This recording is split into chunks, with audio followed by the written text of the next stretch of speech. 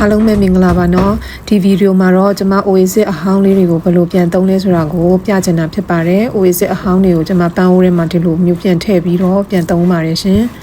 Oasis လေးတွေကတစ်ခါသုံးမဟုတ်ပါဘူးเนาะအချိန်ချင်းပြန်သုံးလို့ရတယ်အချိန်ချင်းသုံးလို့ရတယ်ဆိုတဲ့နေရာမှာတော့ဒီအပေါက်တွေအကြီးမဖြစ်သွားတဲ့အထိပေါ့เนาะပြန်သုံးလို့ရတယ်ဆိုတာလေးပြောချင်တာပါကျွန်မကတော့ Oasis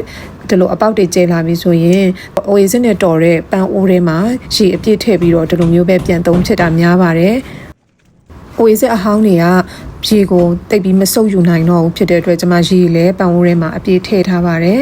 Oasis ကအပေါက်တွေအများကြီးဖြစ်သွားပြီဆိုရင်တော့ပန်းထိုးလို့မကောင်းတော့ပါဘူးเนาะပန်းထိုးတဲ့အခါမှာကြေမွသွားတတ်ပါတယ်အဲဒါကြောင့်မို့လို့အဲ့ဒီလိုအပေါက်ကြီးတွေမရှိသေးခင်မှာပေါ့เนาะကျွန်မဒီလိုမျိုးပဲပြန်သုံးလေးရှိပါတယ်ပန်းချစ်သူတို့ကိုကျွန်မအသိပေးစရာလေးတစ်ခုရှိပါတယ်ကျွန်မရဲ့ပန်းထိုးတဲ့ဗီဒီယိုအောက်တွေမှာ